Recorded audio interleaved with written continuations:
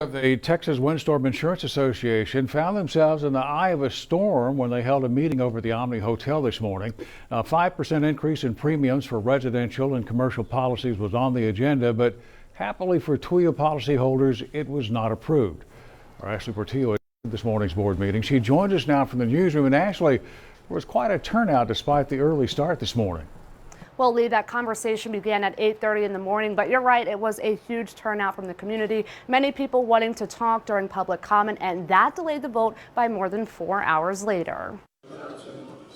It was a packed house at the Omni.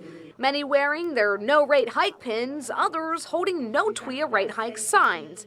Eventually, the room next door was also open to provide more space, and the huge turnout included people like this worried resident. I almost got discouraged of coming in here because there's so much people walking away out of it. I said, where are you going? He says, we don't fit in there. That resident said the timing and location of the meeting was unfair. Meanwhile, more than a dozen elected officials were the first to address the TWIA board. Most had the same message. Keep your promise. You said 0%. You filed 0%. You keep that promise. Then one by one, a couple dozen residents voiced their concerns too, sharing their stories about recovery after Hurricane Harvey. Structural damage on our house. Some of our walls on our sheetrock's cracked. Our floors are cracked. Those who didn't get to speak made sure the TWIA board knew where they stood. After hearing concerns for a couple hours, the TWIA board unanimously voted 7-0 for no rate hike.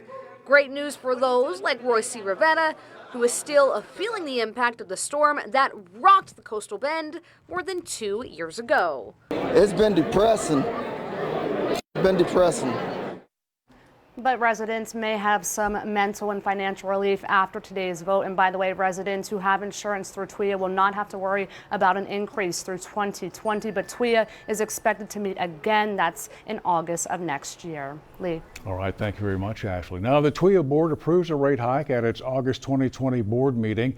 The increase would not go into effect until 2021. Well, this is not the first time in recent years that TWIA has pitched a rate increase. During the July 31st board meeting in 2018, the board of directors approved a 10% rate increase. Now, it was supposed to kick in January of this year. However, that never happened because in October of 2018, Governor Greg Abbott sent a letter to the state insurance commissioner ordering him to put that rate hike on hold. The governor then asked state lawmakers to review the rate hike request during the 2019 legislative session. And they created an oversight board that now looks at how TWIA determines its rate increases. TWIA now also required to give the public advance notice of any proposed rate hikes. During a board meeting in Galveston back in August of this year, the board voted not to increase premiums for residential and commercial rates. TWIA committee, however, debated another rate increase in October, but they voted against it pending a review of how the staff does its rate analysis. And when the committee met again last month, it recommended that 5% across the board rate increase, and that's the increase that the TWIA board rejected this morning. Well,